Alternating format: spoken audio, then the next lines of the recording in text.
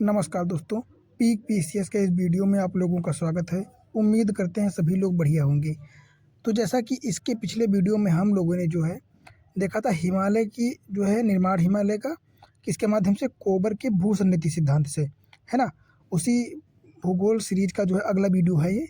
इसमें हम लोग देखेंगे प्लेट टेक्टोनिक सिद्धांत के माध्यम से जो है हिमालय का निर्माण कैसे हुआ है ना। हिमालय का जो है निर्माण कैसे हुआ है, किसके माध्यम से, प्लेट टेक्टोनिक सिद्धांत या प्लेटों की वजह से। तो इसमें हम लोग जो है बात करेंगे प्लेट टेक्टोनिक सिद्धांत की।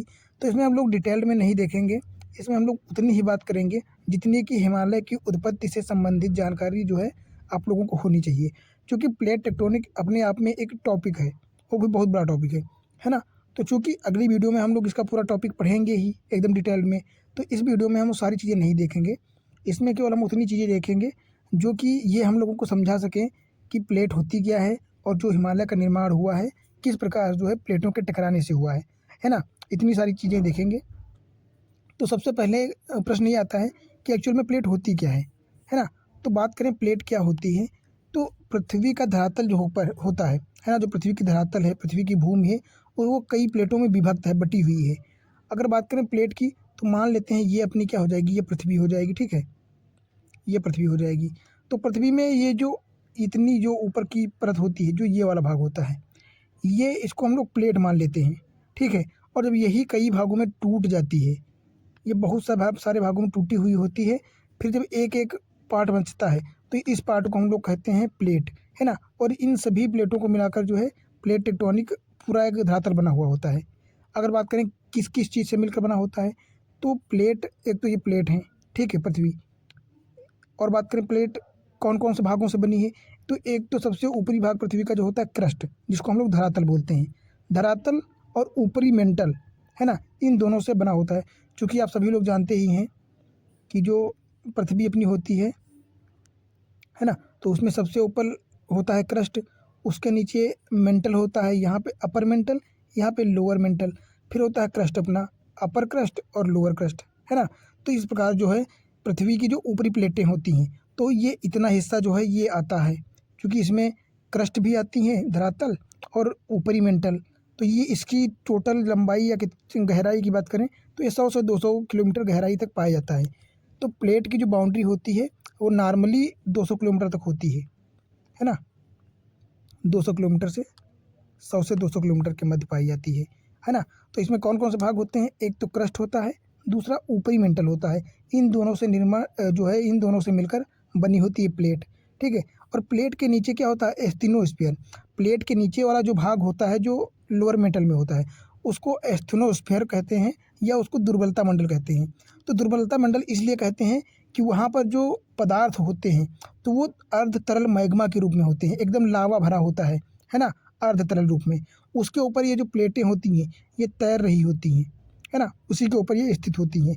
और इनकी टोटल मोटाई प्लेट की होती है 100 से 200 किलोमीटर, जो कि यहाँ पे लिखा भी है ना।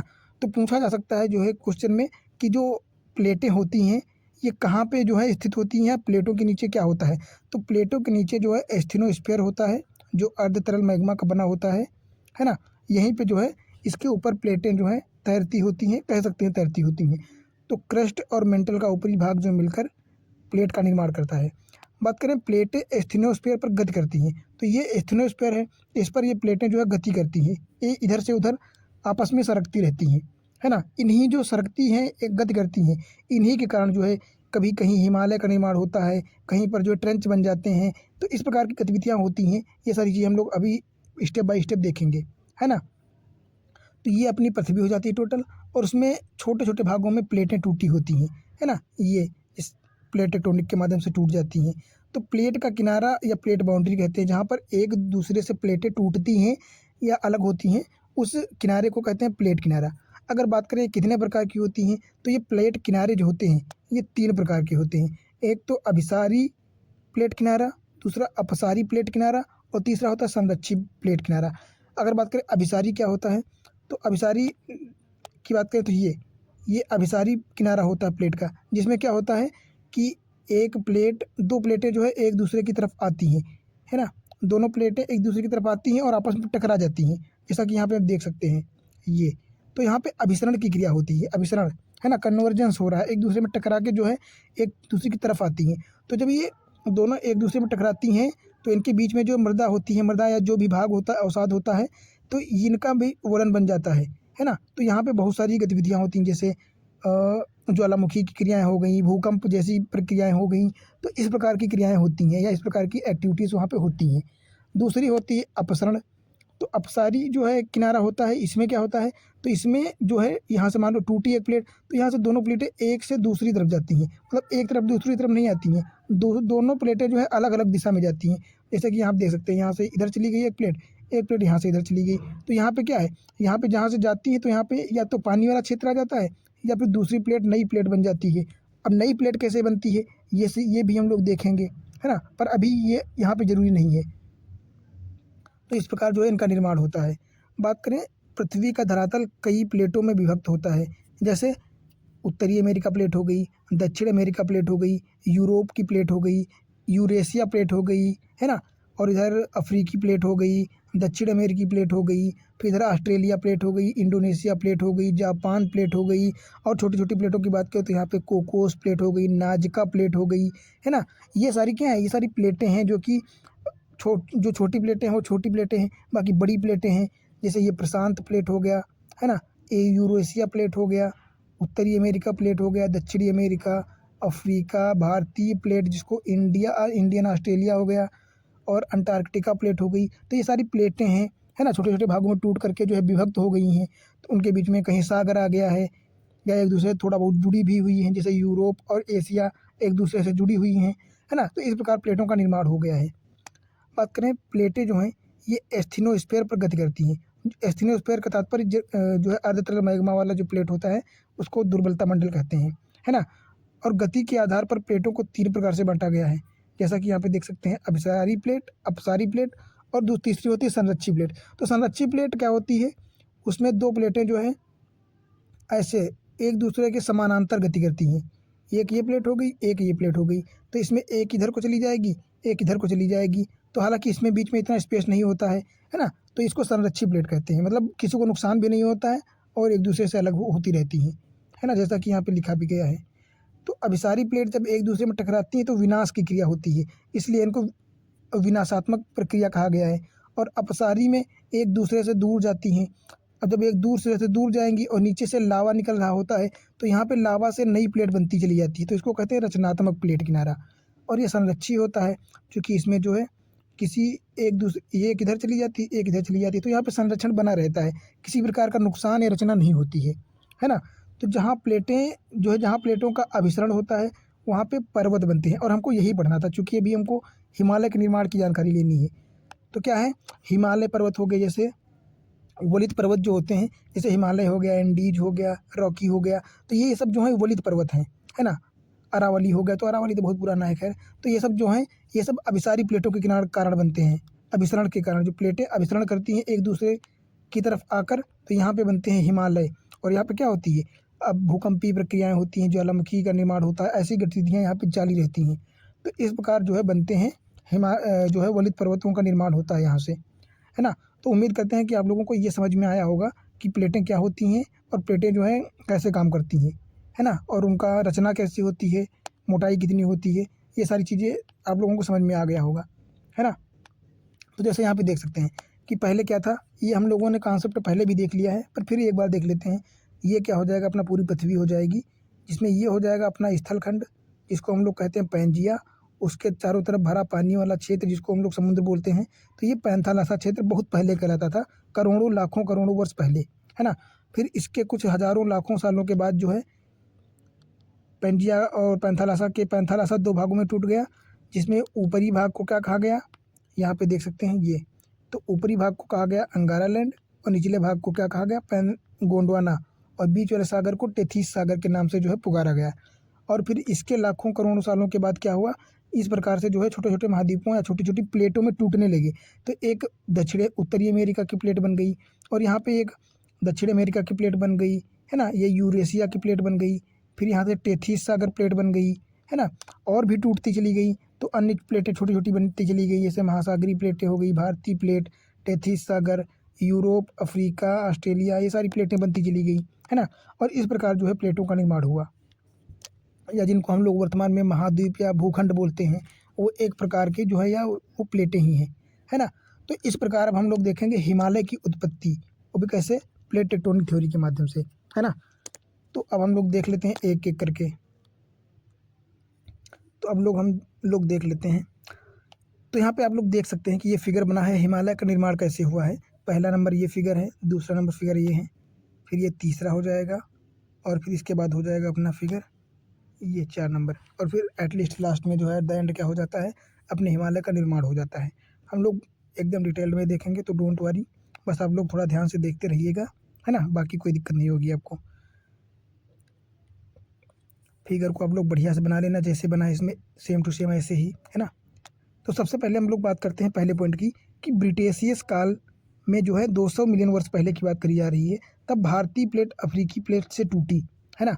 कैसे टूटी, मान लेते हैं कि ये क्या है, ये अपना हो जाएगा एशिया क्षेत्र, ठीक है, और ये अफ्रीकी प्लेट है।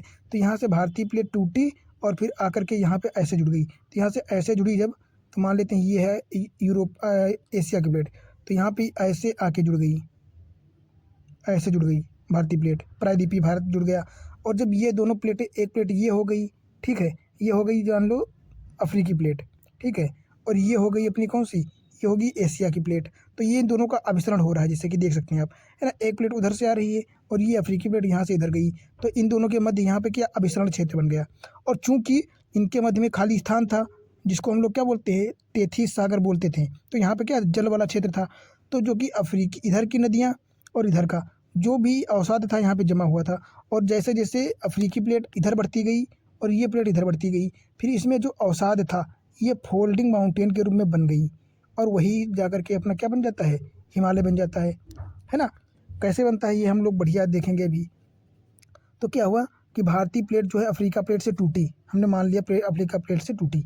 फिर क्या है, भारत और अफ्रीका के बीच सागर नितल प्रसरण प्रारंभ हुआ, हिंद महासागर का खुलना प्रारंभ हुआ, है ना। तो यहाँ पे देखो, ये अपनी अफ्रीकी प्लेट हो जाएगी टोटल, ठीक है, और ये हो जाएगी यूरोपीय प्लेट। तो आप देख सकते हैं कि यूरोपीय प्लेट जो है ये ऊपर है, और अफ्रीकी प्लेट चूँकि भारी प्लेट है तो ये आकर के नीचे जम गई है यहाँ पे, ठीक है, ये अफ्रीकी प्लेट हो जाएगी। तो ये हिंद महासागर है, ये 3 प्लेटें हैं, ठीक है, ये अफ्रीकी प्लेट हो गई, ये भारतीय प्लेट हो गई, और ये यूरोपीय प्लेट हो गई। तो चूँकि भारतीय प्लेट जो है ये इधर को जा रही है ना, ऊपर की तरफ, उत्तर की ओर, और ये जो है यूरेशिया वाली प्लेट है, जिसको एशिया प्लेट कहते हैं, ये नीचे उत्तर से दक्षिण की ओर आ रही है ना। मान लेते हैं ये हो जाएगी अपनी यूरोपीय प्लेट या यूरेशियन प्लेट, और ये हो जाएगी अपनी भारतीय प्लेट। तो ये उत्तर की ओर जा रही है, उत्तर, और ऊपर से वो दक्षिण की तरफ आ रही है। तभी तो हम भारत के मध्य हिमालय, भारत और क्या कहते हैं उसको, तिब्बत के पठार के मध्य बन पाएगा हिमालय का पठार, है ना। तो चूँकि इनके मध्य जो है, जब एक परत नीचे आ जाएगी एक प्लेट, और एक उसके ऊपर से बढ़ जाएगी, तो इन दोनों के मध्य एक गहरा क्षेत्र बन जाएगा, ये इसको हम लोग ट्रेंच भी बोल देते हैं, है ना। तो यहाँ पे एक छिछला सागर बन जाएगा, जो तेथीस सागर का रूप ले लेता है ना। तो चूँकि यहाँ पे दोनों, एक प्लेट इधर से आ रही है, एक प्लेट इधर से आ रही है, तो इसके मध्य जो गहरा क्षेत्र था जल वाला, तो बिल्कुल कम होता चला जाता है धीरे धीरे। क्योंकि ये दोनों एक दूसरे की तरफ बढ़ रहे हैं, तो वहाँ पे प्लेटें एक दूसरे की सटती चली जाएंगी, तो वहाँ पे जो है जल का क्षेत्र बिल्कुल कम होता चले जाएगा। और इसके अपोजिट यहाँ पे एक प्रक्रिया हो रही होगी, सागर नितल प्रसरण। मतलब सागर नितल प्रसरण का मतलब होता है कि नीचे से जलीय क्षेत्र का बढ़ना। चूँकि ये प्लेट जो है इधर को जा रही है और एक प्लेट ये इधर को जाएगी, तो इन दोनों के मध्य स्पेस बढ़ता चला जाएगा, और यहाँ पे दोनों प्लेट एक दूसरे की तरफ आ रही हैं, तो यहाँ पे स्पेस जो है जलीय क्षेत्र का कम होता चला जाएगा। तो यहाँ पे क्या होता है कि भारतीय प्लेट और यूरेशियन प्लेट, इन दोनों के मध्य जो है क्या होता है, टेथीस सागर कम होता चला जाता है। और यहाँ पे क्या होता है, अफ्रीकी प्लेट और भारतीय प्लेट के मध्य यहाँ पे जलीय क्षेत्र बढ़ता चला जाता है सागर नितल प्रसरण के कारण। तो यहाँ पे प्लेट अपसरण की प्रक्रिया हो रही है, और यहाँ पे प्लेट अभिसरण की प्रक्रिया हो रही है। अभिसरण का मतलब 2 प्लेटों का एक तरफ आना, और अपसरण का मतलब 2 प्लेटों का एक दूसरे से दूर जाना, है ना। ये प्रक्रिया हुई, और इसको कहते हैं, यहाँ पे क्या है, प्लेट खिसकेगी। प्लेट खिसकेगी मतलब ये नीचे चली जाएगी और ये वाले ऊपर बैठ जाएगी। क्योंकि ये हल्की प्लेट है, ये भारतीय प्लेट जो है भारी प्लेट है, तभी तो नीचे बैठेगी। फिर अगली प्रक्रिया में क्या प्रोसेस होता है कि भारत और अफ्रीका के बीच सागर नितल प्रसरण प्रारंभ हुआ और हिंद महासागर का खुलना प्रारंभ हुआ। तो ये जो धीरे धीरे महासागर का निर्माण होगा, क्षेत्र सागर का बढ़ता चले जाएगा, तो बाद में यही हिंद महासागर का जो है भाग बन जाता है। क्योंकि हिंद महासागर में देख सकते हैं इधर अफ्रीका हो जाता है और इधर भारतीय प्लेट हो जाती है ना। फिर इधर ऑस्ट्रेलिया बन जाता है। ये सारी चीज़ें हम लोग भी देखेंगे। आप लोगों को टेंशन बिल्कुल भी नहीं लेनी है, बस मैं जो बताता जा रहा हूँ आप लोग ध्यान से सुनते जाइए बस, है ना। फिर अगला प्रोसेस क्या होता है कि भारतीय प्लेट पर यूरेशिया की तरफ टेथीस सागर था और यह किनारा जो है यूरोपीय प्लेट के साथ अभिसरित होने लगा। अभिसरित होने लगा जैसा कि आप देख सकते हैं, ये अभिसरण होने लगा, है ना, एक दूसरे से प्लेटों की तरफ। अगला क्या है कि हिंद महासागर का सागर नितल प्रसरण होने से उसका विस्तार हुआ और टेथीस सागर का भारतीय प्लेट का यूरेशिया प्लेट के नीचे अभिसरित होकर गलने से टेथीस सागर संकुचित हो गया और टेथीस भूसंनति बन गई। जो कि हम लोगों ने देखा कि यहाँ पे टेथीस भूसागर कम होता चला गया, क्योंकि दो प्लेटें एक दूसरी तरफ आती चली जाती हैं और यहाँ पे टेथीस भूसागर से छोटी सी भूसंनति क्षेत्र बन जाता है और यहाँ पर छोटे से सागर से हिंद महासागर बन जाता है, बड़ा बन जाता है ना। तो इस प्रकार क्रियाएं होती हैं, है ना। अगला क्या है अपना, टेथीस भूसंनति जो है ये दोनों तरफ से नदियां अवसाद लाती है। ये जो टेथीस भूसंनति है ये, तो यहाँ ये दोनों तरफ से मतलब ये भारतीय प्लेट से आने वाली नदियाँ और इधर जो है पहाड़ी क्षेत्रों या जो कि यूरोपीय प्लेट है, यूरेशिया या एशिया की प्लेट, वहाँ से जो नदियाँ आती हैं उनके माध्यम से यहाँ पे अवसाद लाकर जमा होने लगी, है ना। जब अवसाद ला के जमा करेंगे तो क्या होगा, वहाँ पे जो है बहुत सारी चीज़ें इकट्ठा हो जाएंगी। और यहाँ पे ध्यान रखना, बहुत सारी चीज़ें लिखी हैं, थोड़ा सा ध्यान देना कि ये जो प्लेट है, चूँकि ये प्लेट नीचे चली गई है, ठीक है, और आप लोगों ने पढ़ा था कि ये जो प्लेटें हैं ये जो है दुर्बलता मंडल पर या एस्थेनोस्फीयर पर तैर रही हैं। चूँकि आप लोगों को पता है एस्थेनोस्फीयर जो है पिघला हुआ या मैग्मा है, लावा, वो इतना गर्म है, उसका टेम्परेचर इतना है कि जैसे ही कोई भी नीचे चीज़ जाती है, कोई प्लेट, वो तुरंत ही गल जाती है, मतलब उसी में मिल जाती है। तो ये प्लेट, भारतीय प्लेट, जैसे जैसे इधर बढ़ती चली जाएगी वो नीचे खिसकती चली जाएगी और वो गलती चली जाएगी। और जब ये गलेगी तो चूँकि ये इसको कहते हैं बेनी ऑफ जोन, प्लेट गलना, जहाँ पे प्लेट गलने लगती है उसको बेनी ऑफ जोन कहते हैं, ठीक है। क्यों गलती है, क्योंकि यहाँ पे हाई प्रेशर है, बहुत ज़्यादा ताप है, बहुत ज़्यादा दाब है, टेम्परेचर भी बहुत ज़्यादा है और प्रेशर भी बहुत ज़्यादा है ना। तो प्लेट गलकर मैग्मा बन जाती है और जब आप लोगों को पता है यहाँ पे प्लेट गलकर मैग्मा बन जाएगी तो चूँकि यहाँ से ऊपर निकलने का कोई रास्ता तो है नहीं, तो ये मैग्मा यहाँ से खिसक करके नीचे नीचे नीचे आके यहाँ पे आ जाएगा। ये जो है अफ्रीका और भारतीय प्लेट के मध्य जो ये निकास थोड़ा सा है ना, जिसको हम लोग हिंद महासागर कहते हैं, यहाँ से निकलेगा। और यहाँ से निकलेगा तो चूँकि आप लोगों ने देखा था एक प्लेट इधर जा रही है और ये इधर जा रही है ना। तो जब इधर जाएगी और इधर जाएगी तो प्लेट जैसे जैसे इधर बढ़ती चली जाती है इधर, है ना, वैसे वैसे जो प्लेट मैग्मा बन के आ रहा था, तो चूँकि यहाँ पे सागर बन चुका है तो ऊपर पानी है, तो ऊपर निकलेगी तो बुझ जाएगी। तो जैसे जैसे लावा नीचे से निकल कर ऊपर जाता जाता जाएगा वैसे बुझता जाएगा और बुझता जाएगा तो ये स्पेस बढ़ जाएगा, यहाँ पे फिक्स हो जाएगा और फिर ये प्लेट इधर बढ़ेगी, फिर इधर बढ़ेगी, तो यहाँ पे नई प्लेट बनती चली जाएगी और इधर को खिसकती चली जाएगी, है ना। और ऊपर अपना जो है लावा या हिंद महासागर बहता रहेगा। तो इधर की प्लेट गल करके उसी प्लेट की इधर जाती है और फिर इधर बढ़ती है और इधर बढ़ती है, ये नई प्लेट बनती चली जाती है यहाँ से गलने के बाद, है ना।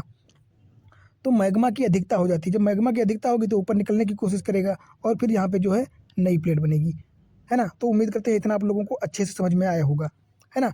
फिर क्या होता है, आगे बढ़ते चली जाती है इस प्रकार। तो चूँकि यहाँ पे इतना जो है अब पढ़ लेते हैं थोड़ा सा। तो भारतीय प्लेट और यूरेशियन प्लेट के मध्य टेथीस सागर और में और अधिक दबाव बढ़ जाता है और भरे अवसादों का वलन हो गया और 3 चरणों में क्रमशः हिमालय का निर्माण होता है।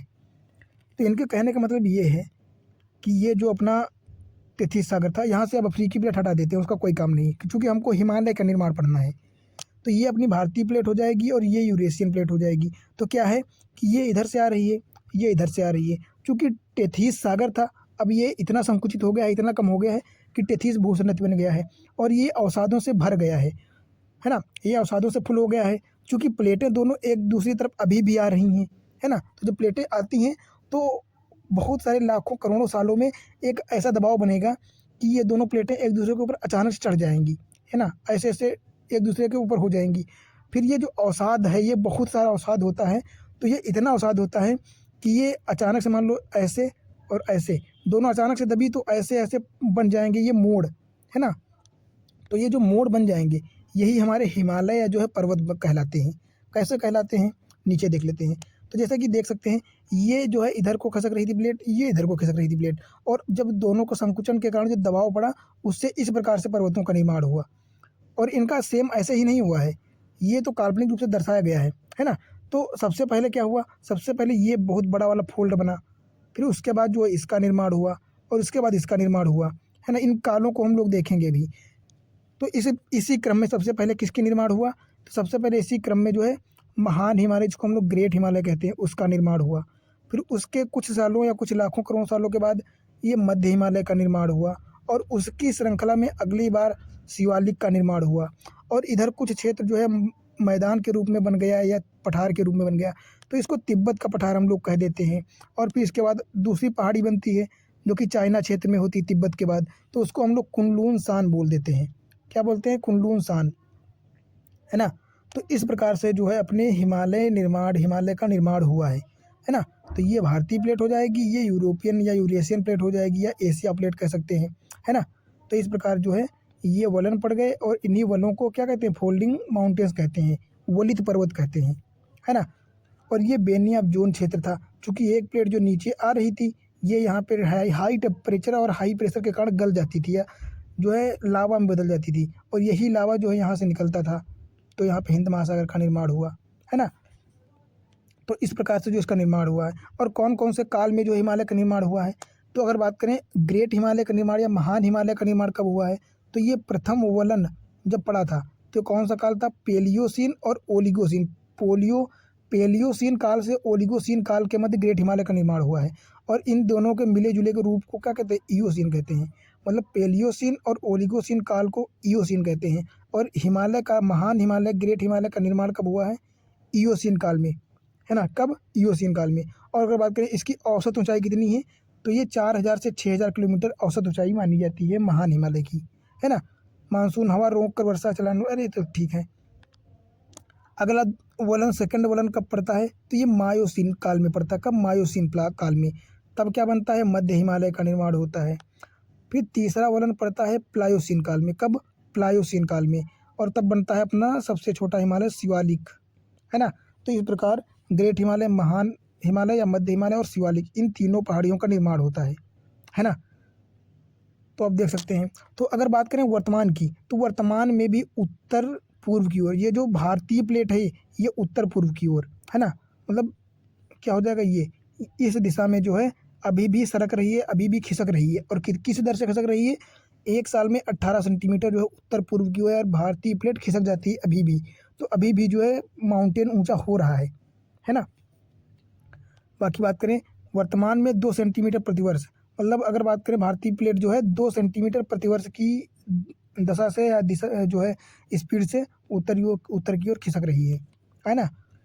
और बात करें 2 सेंटीमीटर प्रतिवर्ष अब भी भारतीय प्लेट जो है उत्तर की ओर बढ़ रही है, तो हम लोगों ने देख लिया है। फिर क्या है कि 100 वर्ष में महान हिमालय की 20 सेंटीमीटर ऊंचाई बढ़ जाती है। मतलब जो ग्रेट हिमालय है ये प्रत्येक 100 वर्ष के बाद 20 सेंटीमीटर ऊंचा हो जाता है।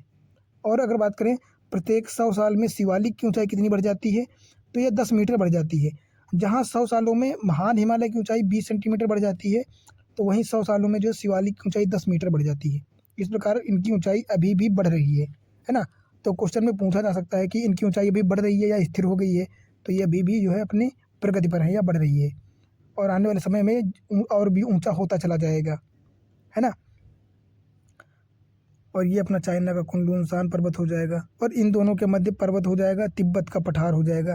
तिब्बत के पठार को क्या कहते हैं, अंतर पर्वतीय पठार, क्योंकि ये जो है इधर हिमालय पर्वत है, इधर कुनलुन सान है। इन दोनों ऊंची चोटियों के मध्य जो है जो पठार बन जाता है, या पहाड़ या पर्वतों के मध्य बनने वाले पठार को क्या कहते हैं, अंतर पर्वतीय पठार। तो ये तिब्बत जैसे जो है अंतर पर्वतीय पठार हो जाता है ना।